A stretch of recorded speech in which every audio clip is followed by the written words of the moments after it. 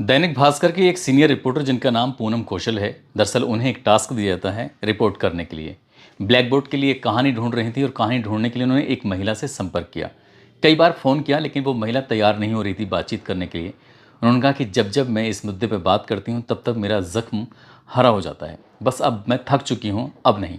लेकिन रिपोर्टर ने जब रिक्वेस्ट की तो आखिरकार वो तैयार हो जाती हैं, लेकिन एक शर्त रखी जाती है कि वो अपने घर पर नहीं मिलना चाहेंगी, बल्कि एक ऐसी जगह पर मिलना चाहेंगी जहां उनके बच्चे, जहां पर ऐसे लोग ना हों जो उन्हें जानते हों।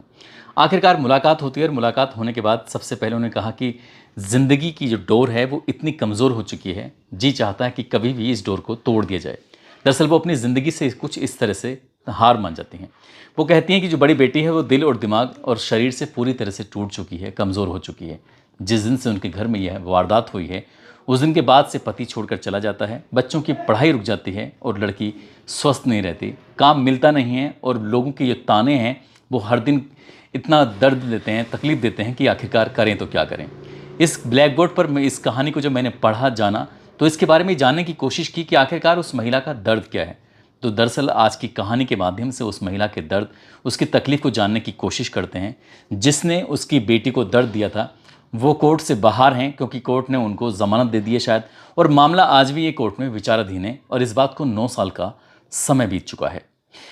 आदाब, नमस्कार, सत श्री अकाल। मैं उस्मान सैफ़ी। आज की जो सच्ची घटना मैं आपको सुनाने जा रहा हूँ, ये सच्ची घटना है उत्तर प्रदेश के ग्रेटर नोएडा का एक गांव लगता है सलेमपुर। सलेमपुर का जंगल, जो चारों तरफ खेत होते हैं और एक कुआं था। दरअसल बात कर रहा हूँ 6 दिसंबर 2015 की सुबह लगभग 8 बजे के आसपास का वक्त हो रहा था।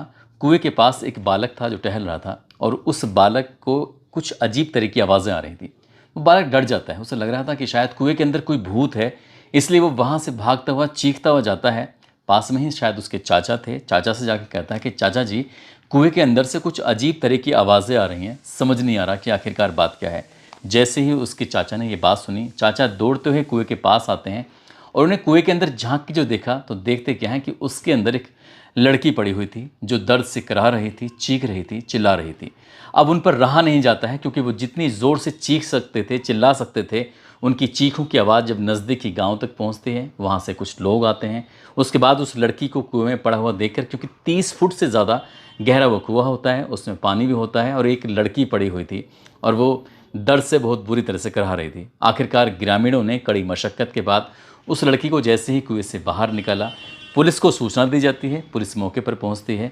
देखते क्या है कि लड़की के सीने पर और लड़की की पीठ पर 2 गोलियां मारी गई थीं, जिसकी वजह से वो खून से लथपथ थी। ज़िंदगी की जंग लड़ रही थी, जीना चाहती थी, इसलिए कोशिश कर रही थी और उस कुएं में पड़े पड़े उसे 12 घंटे से ज़्यादा का समय बीत चुका था। आखिरकार करे तो क्या करें। ग्रामीणों ने तुरंत ही उस लड़की को पुलिस के हवाले किया। पुलिस ने उस लड़की को एक यथार्थ हॉस्पिटल होता है, वहाँ पर एडमिट कराते हैं और जैसे यथार्थ हॉस्पिटल के अंदर जब डॉक्टर देखते हैं तो वो कहते हैं कि हमें तो बहुत ज़्यादा ताज्जुब हो रहा है, खुदा का शायद ये कोई करिश्मा होगा, कुदरत का करिश्मा होगा, जो लड़की बची हुई है, क्योंकि 2 गोली लगने के बाद भी ये ज़िंदा है। ये किसी चमत्कार से, किसी करिश्मे से कम नहीं है। लेकिन उस लड़की का प्राथमिक उपचार किया जाता है। उसके बाद उसको दिल्ली के अपोलो हॉस्पिटल में रेफ़र कर दिया जाता है और रेफ़र करने के बाद इंतज़ार किया जा रहा था कि आखिरकार उस लड़की को होश आए, वो कौन है, कहाँ से आई है, क्या हुआ है उसके साथ, इसके पीछे की कहानी वो बता सके। दरअसल जब उस लड़की को कुछ वक्त के बाद जब होश आता है तो एक मजिस्ट्रेट उसके सामने जाता है। मजिस्ट्रेट उससे प्यार से पुचकारते हुए कहता है कि बेटा, अब तुम्हारी तबीयत ठीक है कि नहीं है। बस लड़की की आंखों से आंसू गिरने शुरू हो जाते हैं, क्योंकि बात ही कुछ ऐसी थी। जब उससे पूछा गया, पुचकारा गया, उससे बातचीत करने की कोशिश की गई, क्योंकि उस लड़की को ये अपनापन होने का एहसास कराया गया, तब जाकर लड़की थोड़ा बात बताती है।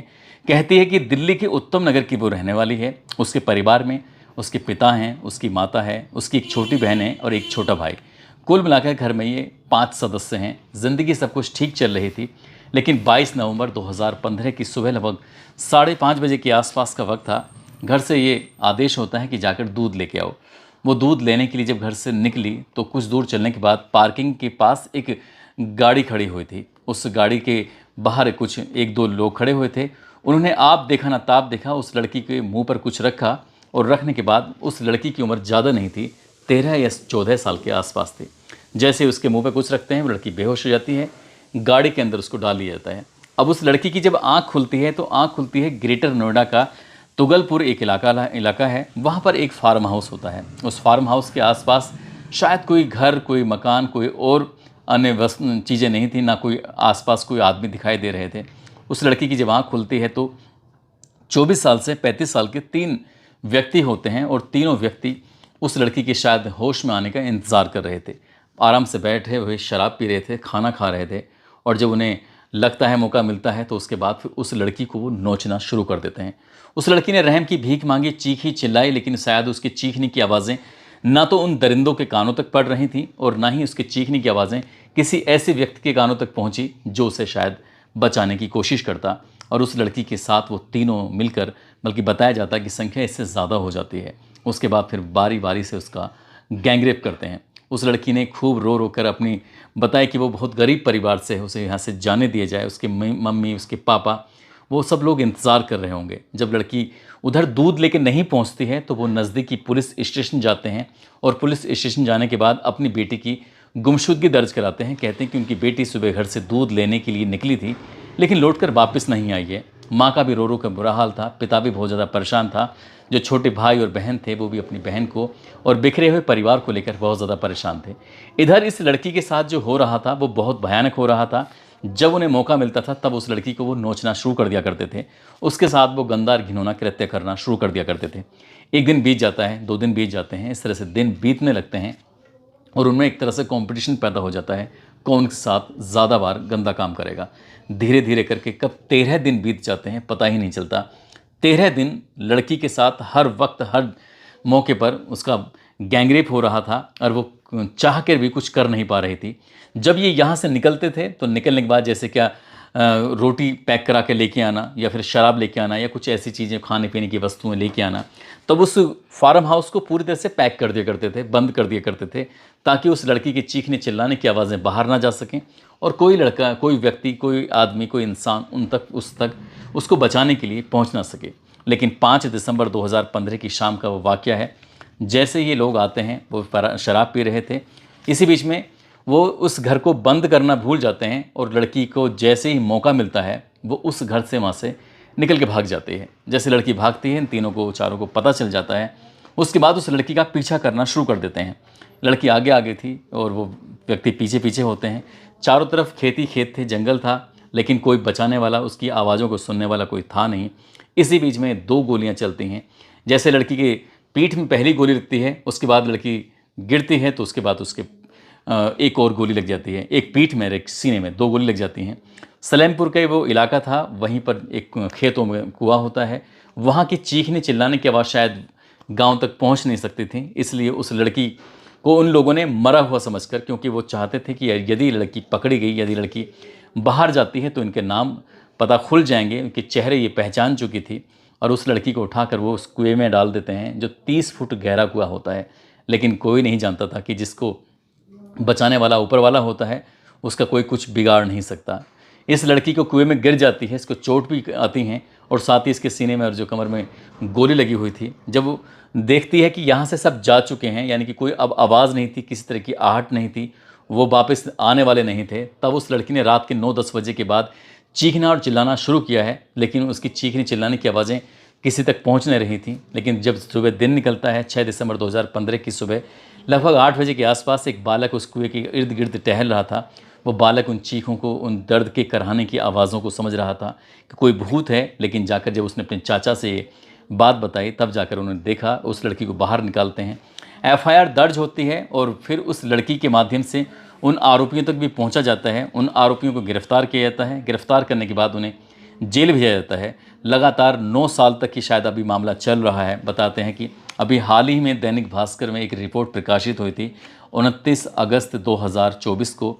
उस रिपोर्ट के माध्यम से पता चलता है कि कई साल बीत जाने के बाद भी अभी इस मामले में उन आरोपियों के खिलाफ शायद कोई बड़ी कार्रवाई नहीं हुई है। मामला कोर्ट में विचाराधीन चल रहा है और उन आरोपियों को कोर्ट से ज़मानत मिल चुकी है। लेकिन इस घटना के कुछ दिन के बाद जो इस लड़की का पिता होता है, उस लड़की के पिता ने अपनी ही पत्नी पर और अपनी ही बेटी पर कई तरह के आरोप लगाए। कहा कि शायद बेटी की ही गलती रही होगी, इसलिए वो छोड़कर किसी दूसरी महिला के साथ चला जाता है और माँ अपने 3 बच्चों के साथ रह जाती है।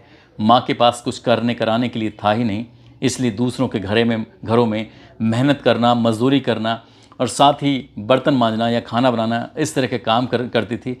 लेकिन जितने पैसे थे इसलिए बच्चे उतने ही पढ़ पाए, क्योंकि 8वीं क्लास तक बच्चे पढ़ पाते हैं, उससे ज़्यादा पढ़ाई नहीं कर पाते। और वो माँ हर दिन इंतज़ार करती है कि कब उन आरोपियों को, उन दरिंदों को सज़ा मिल सके, क्योंकि बेटी का शायद ही कोई ऐसा दिन निकलता होगा जिस दिन बेटी के उस घटना को याद करके आंसू ना निकलते हों।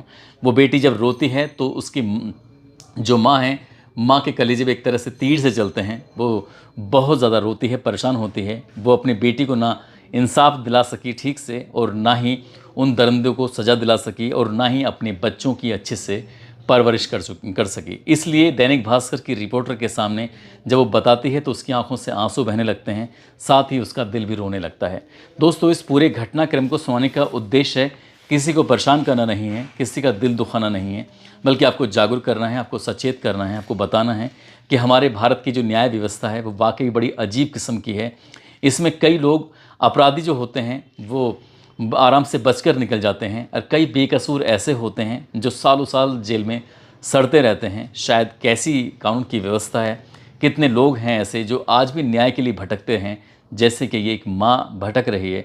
पता नहीं कब जाकर इसके न्याय की उम्मीद पूरी होगी, नहीं होगी। इसलिए सरकार को कानून में कुछ इस तरह के बदलाव कर देने चाहिए, जिससे कि जुर्म साबित होते ही कम से कम समय में उन्हें कड़ी से कड़ी सज़ा मिल सके और वो कभी सलाखों से बाहर ना आ सकें, क्योंकि समाज में नज़ीर पेश करना भी बेहद ज़रूरी होता है। दोस्तों, जाते जाते आज मनीष कुमार चौहान है, आज इनका जन्मदिन है। इनको जन्मदिन की ढेरों सारी शुभकामनाएं, बहुत बहुत मुबारकबाद। साथ ही कुछ लोगों ने नाम लेने की अपील की है, जिसमें मृत्युंजय दुबे जो कि चंडीगढ़ के रहने वाले हैं, राजस्थान से मनोज कुमार हैं, लक्ष्मी राजपूत, मोहम्मद गुलजार, संगीता राणा, मंदसौर से यशवंत सिंह चौहान, सऊदी से नुकुल प्रसाद मौर्य, बिहार से तौसीफ़ रज़ा, इम्तियाज़ अहमद, मोहम्मद मूसा कासिम, भोपाल सैनी, रोबिन कुमार पंजाब से, करमबीर मथुरा से, बनवारी सक्सेना आगरा से, ज्योति मौर्य, साहिब हुसैन बिंदु खरे, शमशेर अली बिजनौर से, आदर्श कुमार सिंह, अनु प्रधान मेरठ से, सचिन कुमार कबीर नगर से, मोहम्मद ज़हीर अख्तर सिवान से, ब्रजभूषण कुमार समस्तीपुर से। आप सब लोग अपना ख्याल रखें, सुरक्षित रहें। जय हिंद, जय भारत।